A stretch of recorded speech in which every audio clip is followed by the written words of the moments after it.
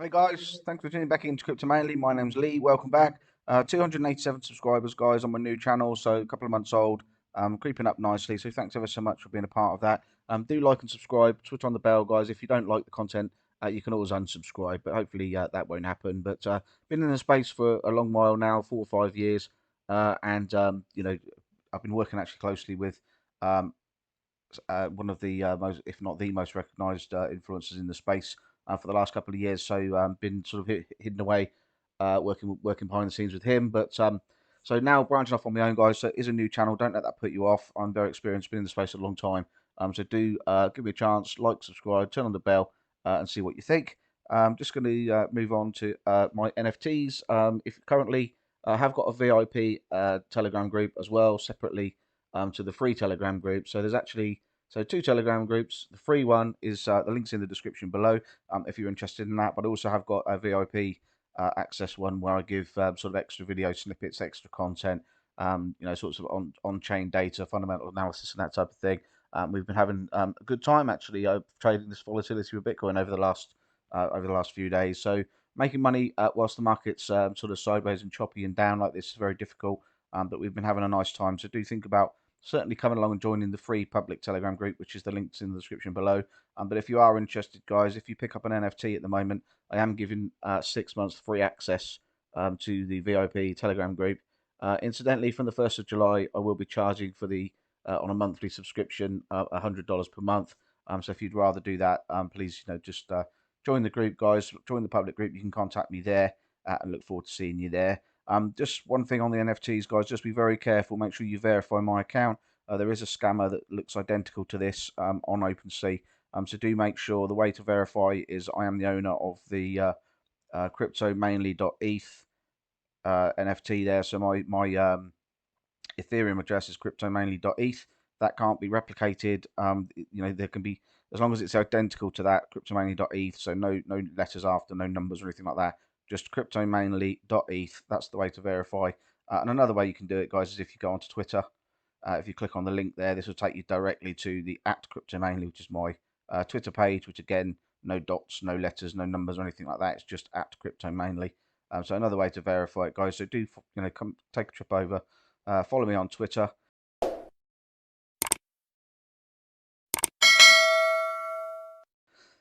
Let's just jump straight into the content, guys.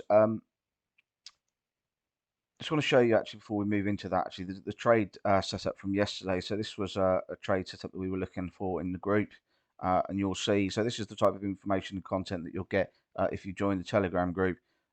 Is that you can see yesterday up there, guys. You can see for those doubters among you, because obviously there's a lot of people out there that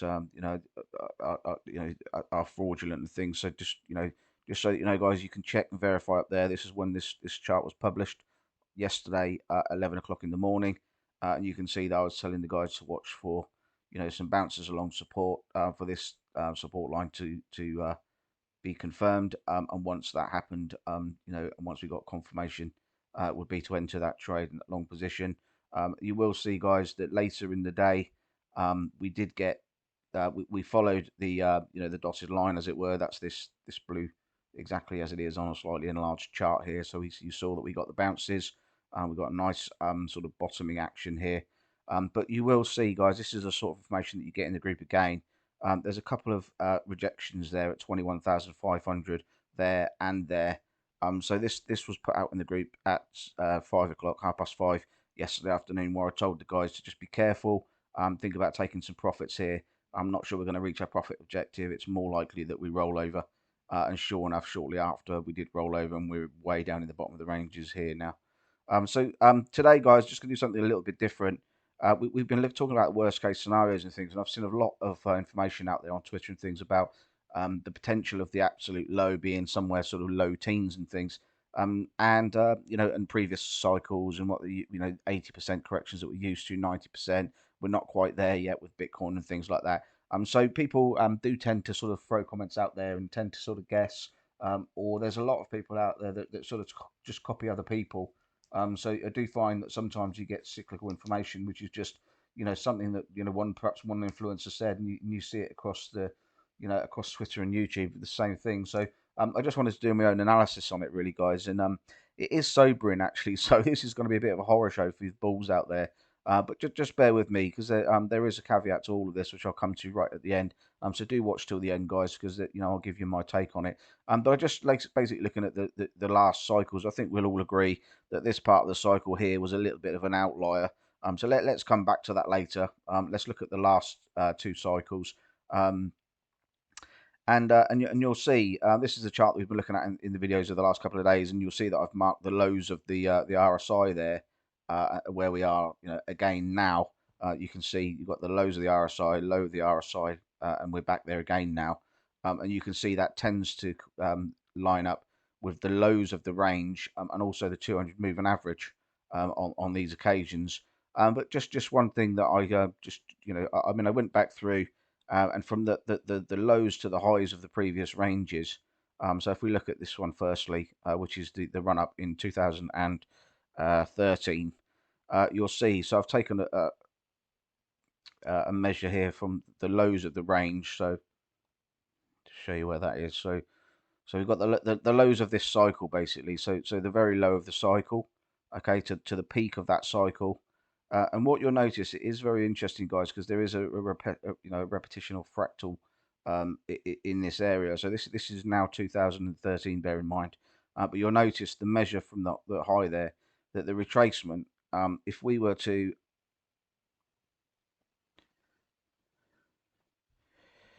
if you look at the 78.6 and the 88.6, if you were to draw a line sort of in the center of that,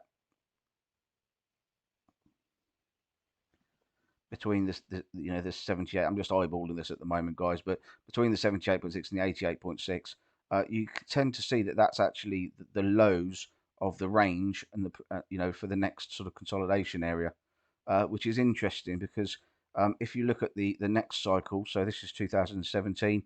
So again, the lows of the cycle, so the measure from the low of the cycle here to the peak of the cycle, and what you'll notice again in 2017 is the retracement is very similar. Again, if we get the if we draw a line, again, just eyeballing it, guys, but if we draw a line, exactly between the 78 and the 88.6, again, just by eyeballing it, you can see that it's the lows of the range again for 2017. So what does that mean for this cycle now?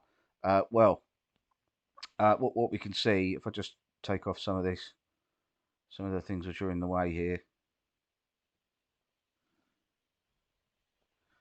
let's just remove some of this for a moment, and this fib as well. Okay, so if we were to take the previous cycles, what you'll notice is if we go eyeballing it again between the 78 and the 88.6, okay, what you'll notice, guys, is that is there is some confluence there with this peak high, and you'll also notice if I just mark that peak high on this chart, put it on there, so the magnet, there you go. So that's actually just below $14,000. And what you tend to see is that range in the previous two cycles, particularly, tends to be where you get the bottom, and where you would likely see some kind of consolidation. So for us to come down and bounce along there, in consolidation, and then get the lift off. But as I said, guys, stick me to the end because there's some things I just want to share with you. So I think that's where this is coming from. I think some of the guys have been looking at that, and it would make sense. And I mean, even if although the first part of the cycle was a bit of an outlier, as we know, I mean, interestingly. You could argue that the lows was down here because I mean, if you look here on Bitcoin's history, Bitcoin at one point in its history did go to zero. Some people don't realize that, but that is a fact. It did go to zero at one point in its history. But even though this is a bit of an outlier, and there was very little history to go by, and all those things working on the same principle, if you break the 78.6 and the 78.6 and the 88.6, if you split it in two, just even eyeballing it, you can see again, look, it's okay, we got this breakdown, but bear in mind this is early days. Bitcoin had only been around, what was that? So the peak of the high, 2011. So this is only like 2 years of price action when Bitcoin was first created in 2009. So you can see that, this is it's bound to be skewed, but it is interesting nonetheless. Although we got this breakdown, once we sort of got the recovery, you will notice again that the area of consolidation and things is somewhere between the 78.6 and the 88.6 again, before things lifted off. So even going back to the early days, the early cycles, guys, there are some there are some indications that's what's going to happen, and I think that's where the narrative is coming from, on social media.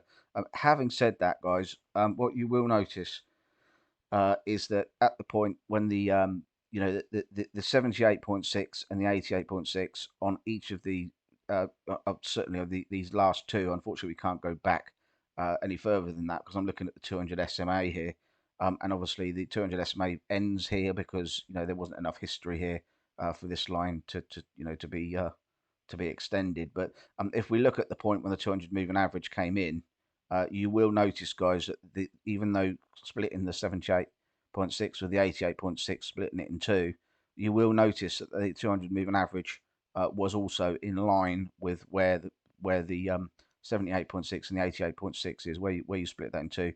You'll notice it's bouncing along the 200 moving average. But it is interesting nonetheless. You will see here, same again, although if you split it in two, you are in line with the 200 moving average, and the consolidation happened above the 200 moving average, which is interesting. So the caveat to all of this, guys, is you'll notice that if we split the 78.6 and the 88.6 on this cycle, yes, it gives us just under 14,000, but look where the 200 moving average is. Okay, so things have changed. The 200 moving average is a lot higher. It's not the same as the previous cycles in that the 200 moving average was in that vicinity. We're talking about the 200 moving average being a lot higher than that now. And there's a couple of things to think about, guys, really.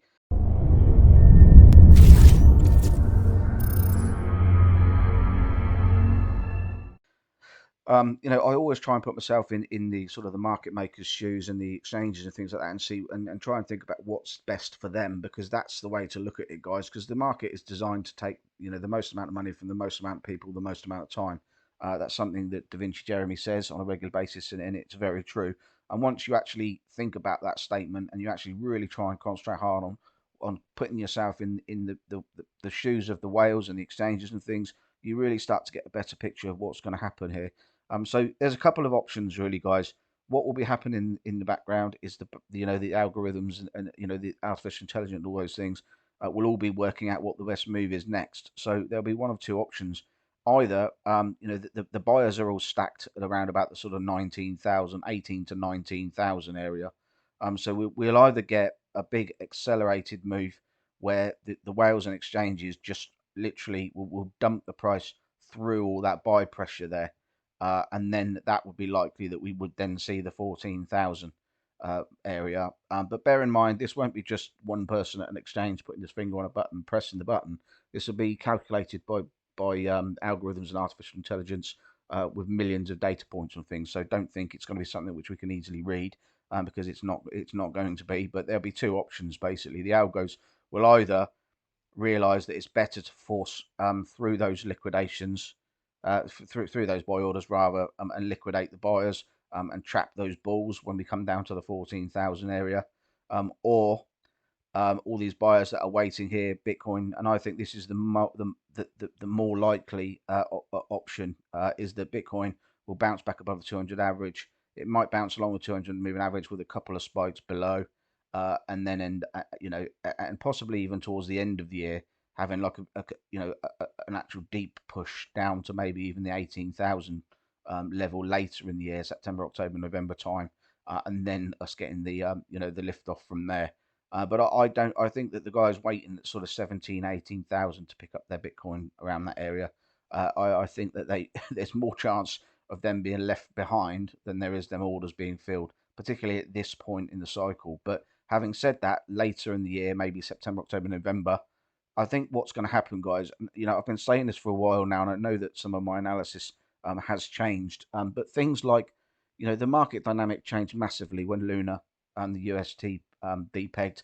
And I know you're probably sick of hearing it now, guys, but I can look at charts, I can show you charts and things where you can see exactly where the Luna depeg failed, and you can see the bullish chart patterns and trade setups that we were going to be taking for altcoins and things like that actually ended up hitting our stop loss and things because the depeg created a massive shift in market dynamic. It can't be underestimated. Then we've got Celsius, borrowing and lending platform, which has also got liquidity problems, and now we've got the Three Arrows that have their Ethereum staked Ethereum positions liquidated. And it goes on and on. And I wonder what the knock-on effect is going to be and where it's going to end. And there's bound to be more people and more companies coming out of the shadows with similar liquidity problems, in the next few months and things. But I think we'll wash out most of that by the end of the year, and then we'll be into the run up to the next halving, May 2024. So, guys, it's horrible at the moment, but even if prices do come down, see it as an opportunity. If you look back through history, even just on this one chart, any time that the price has been at the 200 moving average has been an opportunity. And if it's below the 200 moving average, then, it's kind of fire sale territory. So yeah, just consider that, guys. Think about the longer picture. And most importantly, guys, we tend to lose sight of this, but the most important thing is that you look after yourselves. Okay, look after your health. Make sure you're healthy. Make sure that if you're under lots of pressure and things, maybe just don't look at the charts. Maybe just take a break. Get away from it. Just hold through it until and come back to it. Because the 4-year cycle is something which is happening time and time again.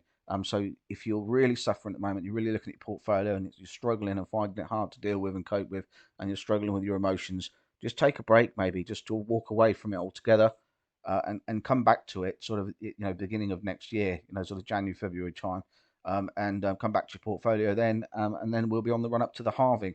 Don't sort of sit there beating yourself up, making yourself ill every day, looking at your portfolio, worrying that it's going down 10-15% a day and what have you. Because the turnaround will happen, and when it happens, the other thing that people are assuming is that the 69,000 was the top.